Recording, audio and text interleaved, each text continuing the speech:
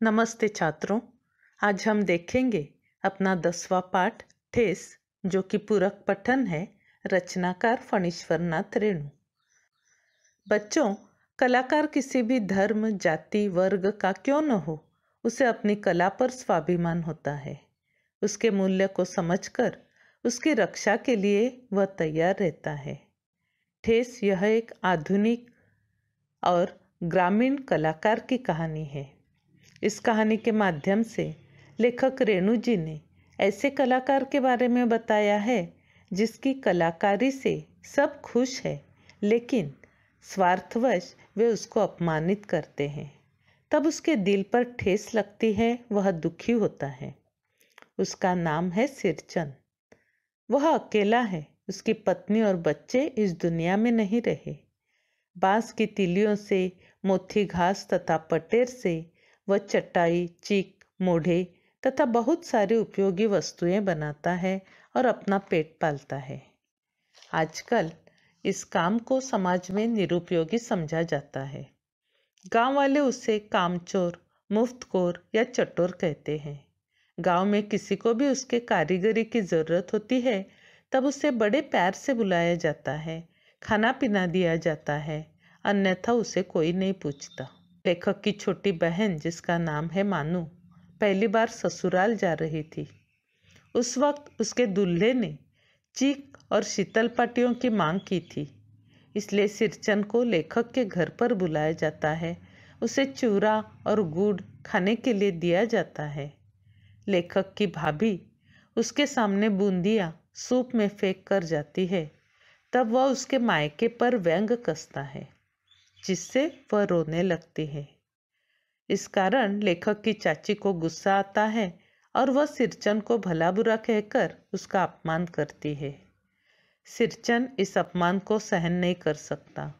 वहां से उठकर अपना काम अधूरा छोड़कर वह अपने घर चला जाता है। लेखक मानू को उसके ससुराल छोड़ने जाते हैं। प्लेटफॉर्म पर गाड़ी में बैठने के बाद सिरचंद अपने साथ सारी चीजें ले आता है और मानू को दे देता है। मानू इसके बदले में उसे धोती खरीदने के लिए पैसे देना चाहती है, लेकिन वह इनकार कर देता है। यहाँ पर हमें सिरचंद के स्वाभिमानी होने का पता चलता है। तो आइए पाठ की ओर। ठेस फणीश्वरनाथ रेणु। जन्म 1921 पूर्णिया, बिहार। मृत्यु 1977। परिचय। हिंदी कथाधारा का रुख बदलने वाले फणीश्वरनाथ रेणु जी को आज़ादी के बाद के प्रेमचंद की संज्ञा दी जाती है। आपकी कहानियों और उपन्यासों में आंचलिक जीवन की धुन, गंध, लय, ताल, सुर, सुंदरता, कुरूपता स्पष्ट रूप से दिखाई पड़ती है। आपकी भाषा शैली में एक जादुई असर मिलता है। प्रमुख कृतियाँ महिला आंचल, परती परिकथा, जुलूस उपन्यास, एक आदिम रात्रि की महक, ठुमरी, अच्छा आदमी कथा संग्रह, ऋण जल धन जल, नेपाली क्रांति कथा, रिपोर्ताज आदि। गद्य संबंधी। प्रस्तुत आंचलिक कहानी बिहार के ग्रामीण जीवन पर आधारित है। इस कहानी के माध्यम से कथाकार ने ग्रामीण जीवन, सामाजिक संबंध, कारीगरी, कारीगरों के स्वाभिमान आदि को बड़े ही सुंदर ढंग से चित्रित किया है।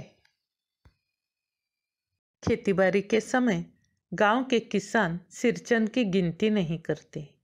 लोग उसको बेकार ही नहीं, बेगार समझते थे। बेगार मतलब बिना मजदूरी दिए जबरदस्ती लिया गया काम। इसलिए खेत खलिहान के मजदूरी के लिए कोई नहीं बुलाने जाता है सिरचंद को। क्या होगा उसको बुलाकर? दूसरे मजदूर खेत पहुंचकर 1/3 काम कर चुकेंगे, तब कहीं सिरचंद राय हाथ में खुरपी डुलाता हुआ दिखाई पड़ेगा।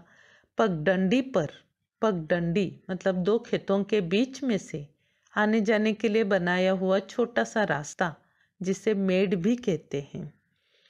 तौल तौल कर पांव रखता हुआ धीरे धीरे। मुफ्त में मजदूरी देनी हो तो और बात है। आज सिरचंद को मुफ्तखोर मतलब फुकट में खाने वाला कामचोर मतलब काम से जी चुराने वाला, या चटोर मतलब लालची, स्वाद लोलुप कह ले कोई। एक समय था जब उसकी मडैया के पास बाबू लोगों की सवारियां बंधी रहती थी। मडैया मतलब झोपड़ी। उसे लोग पूछते ही नहीं थे, उसकी खुशामद भी करते थे। खुशामद करना मतलब झूठी प्रशंसा करना। अरे सिरचन भाई, अब तो तुम्हारे ही हाथ में यह कारीगरी रह गई है सारे इलाके में। एक दिन का समय निकाल कर चलो, बड़े भैया की चिट्ठी आई है शहर से। सिरचन से एक जोड़ा चिक बनाकर भेज दो।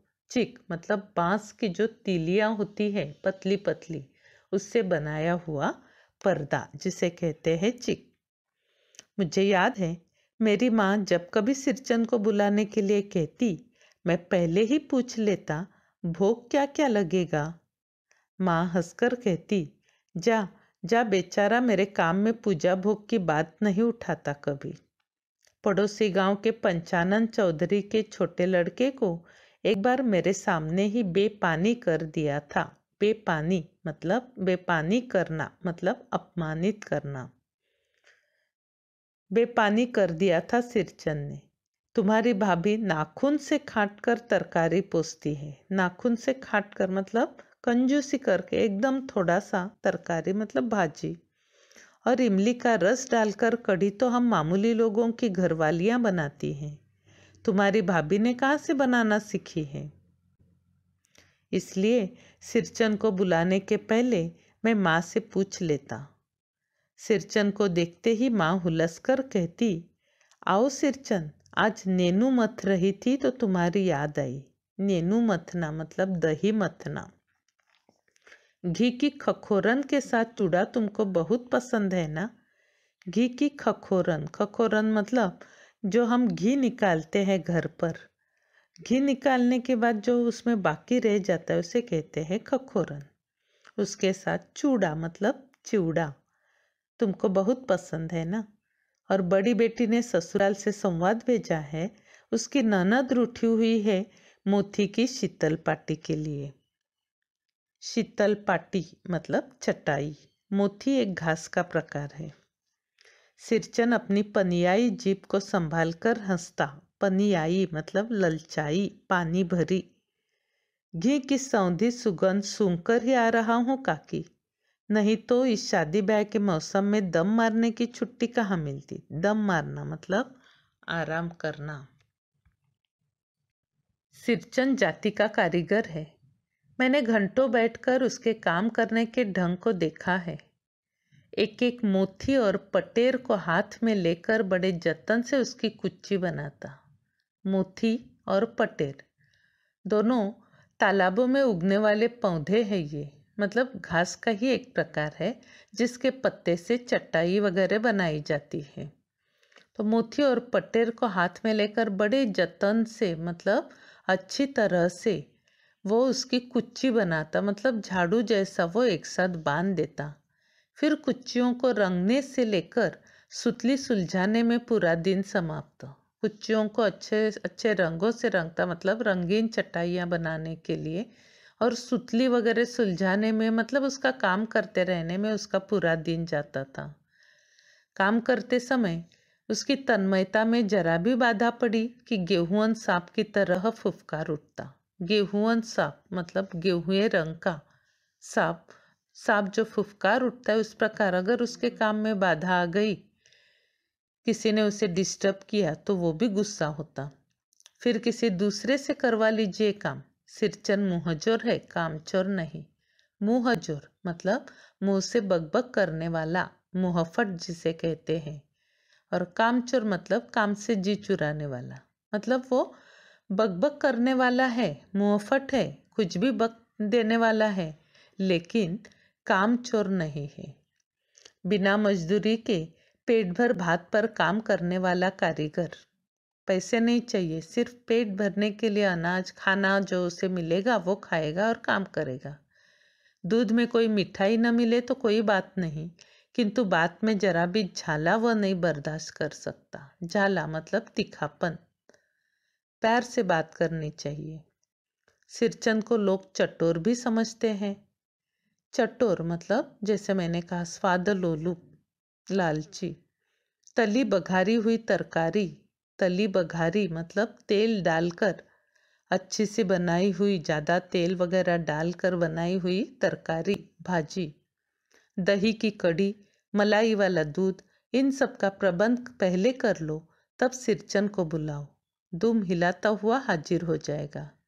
खाने पीने में चिकनाई की कमी हुई कि काम की सारी चिकनाई खत्म। खाने पीने में चिकनाई की कमी मतलब खाने में अगर उसे अच्छा नहीं मिला तो काम भी अच्छा नहीं होगा, काम अधूरा रखकर उठ खड़ा होगा। आज तो अब अधकपाली दर्द से माथा टनटना रहा है। अधकपाली मतलब अर्धशिशी। माथा टनटना रहा है मतलब सर दर्द हो रहा है। थोड़ा सा रह गया है, किसी दिन आकर पूरा कर दूंगा। किसी दिन माने कभी नहीं।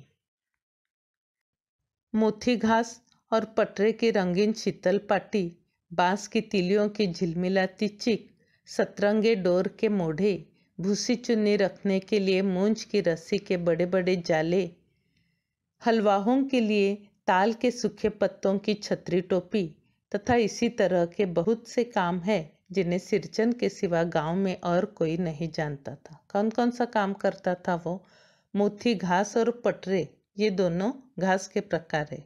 उससे वो रंगीन शीतल पाटी या चटाई बनाता था। बांस की पतली पतली तिलियों से झिलमिलाती चिक मतलब पर्दे बनाता था।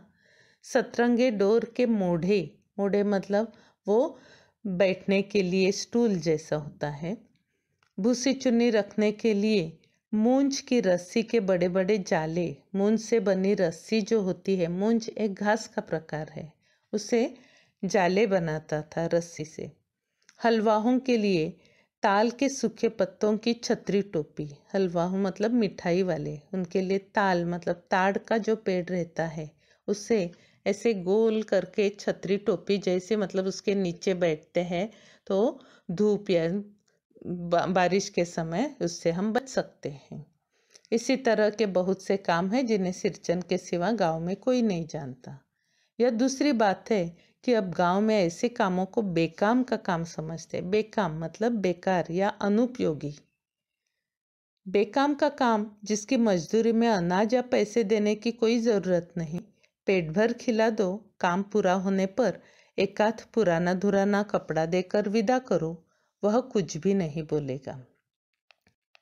कुछ भी नहीं बोलेगा ऐसी बात नहीं। सिरचन को बुलाने वाले जानते हैं सिरचन बात करने में भी कारगर है। कारगर मतलब चतुर। महाजन टोले के भज्जू महाजन की बेटी सिरचन की बात सुनकर तिलमिला उठी थी। तिलमिला उठना मतलब गुस्सा होना।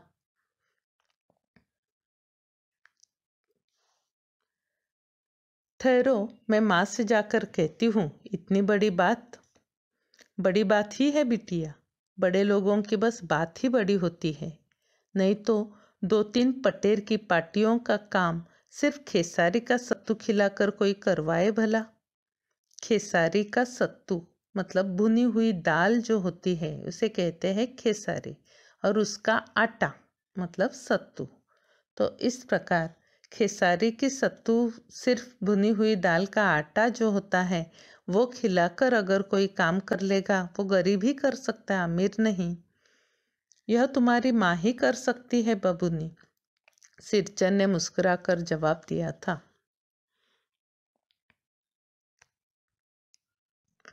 इस बार मेरी सबसे छोटी बहन पहली बार ससुराल जा रही थी। मानू के दुल्हे ने पहले ही बड़ी भाभी को लिखकर चेतावनी दे दी है। मानू के साथ मिठाई की पतीली ना आए कोई बात नहीं। 3 जोड़ी फैशनेबल चिक और पटेर की 2 शीतल पाटियों के बिना आएगी मानू तो? भाभी ने हंसकर कहा, बैरंग वापस। बैरंग मतलब बिना टिकट, तुरंत वापस भेज देंगे। इसलिए 1 सप्ताह पहले से ही सिरचन को बुलाकर काम पर तैनात करवा दिया था माँ ने। तैनात मतलब नियुक्त। देखो सिरचन, इस बार नई धोती दूंगी, असली मोहर छाप वाली धोती। मन लगाकर ऐसा काम करो कि देखने वाले देखते ही रह जाए। पान जैसी पतली छुरी से बांस की तीलियां मतलब सलाई और कमानियां मतलब लचीली एवं झुकाई हुई कीली या खूंटी वगैरह चिकनाता हुआ सिरचन अपने काम में लग गया। रंगीन सुतलियों में झब्बे डालकर झब्बे मतलब गुच्छा, सुतली आदि से लगाया जाने वाला फूंदना वगैरह जो होता है, मतलब ऐसे ही डुलने वाला। वह चिक बुनने बैठा। 1.5 हाथ की बिनाई देखकर ही लोग समझ गए कि इस बार एकदम नए फैशन की चीज बन रही है। मजली भाभी से नहीं रहा गया। पर्दे की आड़ से बोली, पहले ऐसा जानती कि मोहर छाप वाली धोती देने से अच्छी चीज बनती है तो भैया को खबर भेज देती। काम में व्यस्त सिरचन के कानों में बात पड़ गई। बोला, मोहर छाप वाली धोती के साथ रेशमी कुर्ता देने पर भी ऐसी चीज नहीं बनती बहुरिया। मानू दीदी काकी की सबसे छोटी बेटी है। मानू दीदी का दुल्हा अफसर आदमी है। मजली भाभी का मुंह लटक गया। मुंह लटक जाना मतलब निराश होना। मेरी चाची ने फुसफुसाकर कहा, किससे बात करती है बहू? मोहर छाप वाली धोती नहीं, मूंगी या लड्डू। मूंगी या लड्डू मतलब मूंग के आटे से बनाए हुए लड्डू। बेटी की विदाई के समय रोज मिठाई जो खाने को मिलेगी, देखती है ना? दूसरे दिन चिक की पहली पाती में, पाती मतलब पंक्ति, 7 तारे जगमगा उठे, मतलब उसने ऐसी डिजाइन बना दी। 7 रंग के सतभैया तारा। अपने काम में मगन, मगन मतलब मग्न। सिरचन को खाने पीने की सुध नहीं रहती थी। चिक में सुतली के फंदे डालकर उसने पास पड़े सूप पर निगाह डाली। पास में सूप रखा था जिसमें खाने की चीजें रखी थी। चूरा और गुड़ का एक सूखा ढेला। मैंने लक्ष्य किया। लक्ष्य करना मतलब ध्यान से देखना। सिरचन की नाक के पास 2 रेखाएं उभर आई, मतलब उसे ये खाना पसंद नहीं आया। मैं दौड़कर माँ के पास गया। माँ, आज सिरचन को कलेवा किसने दिया है? कलेवा मतलब नाश्ता। सिर्फ चूरा और गुड़? माँ रसोई घर के अंदर पकवान आदि बनाने में व्यस्त थी। बोली, अरे मजली, सिरचन को बूंदिया क्यों नहीं देती? बूंदिया मैं नहीं खाता काकी। सिरचन के मुंह में चूरा भरा हुआ था।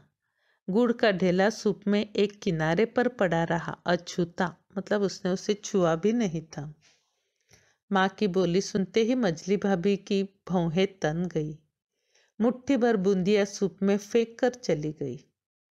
सिरचन ने पानी पीकर कहा, मजली बहू रानी, अपने मैके से आई हुई मिठाई भी इसी तरह हाथ खोलकर बांटती है क्या?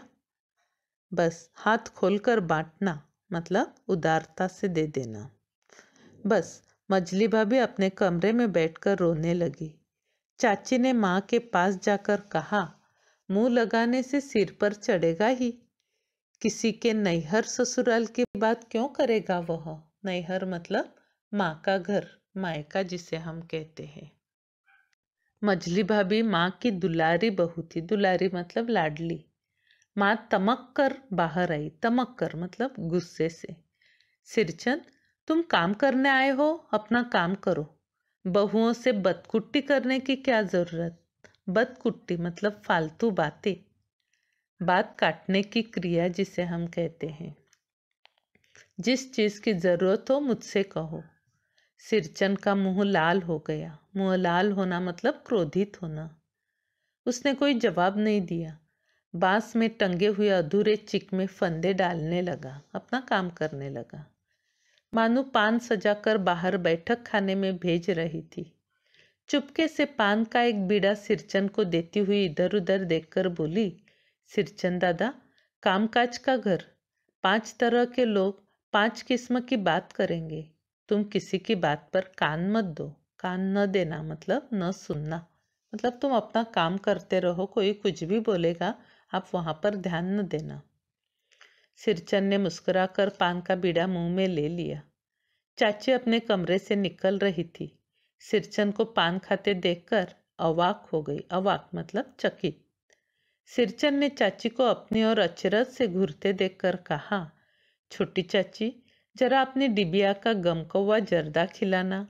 गम कौवा, जर्दा मतलब तंबाकू, गम कौवा मतलब सुगंधित तंबाकू। बहुत दिन हुए।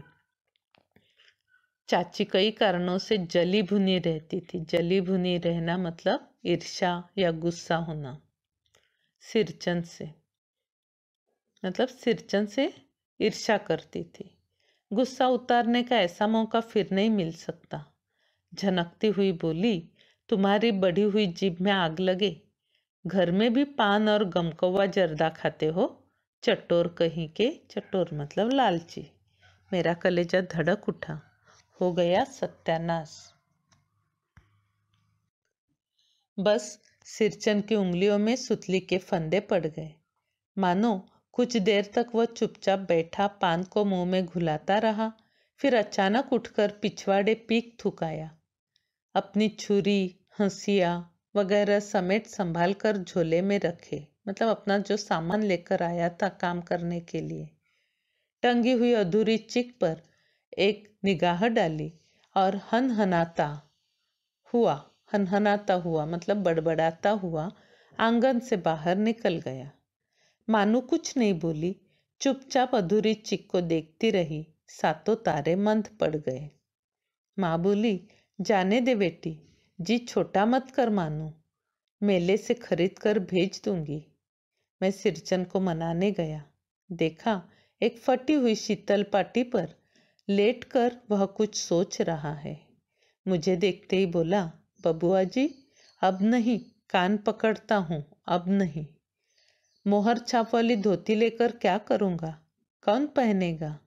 ससुरी खुद मरी, बेटे बेटियों को ले गई अपने साथ। ससुरी मतलब पत्नी। बबुआ जी, मेरी घरवाली जिंदा रहती तो मैं ऐसी दुर्दशा भोगता।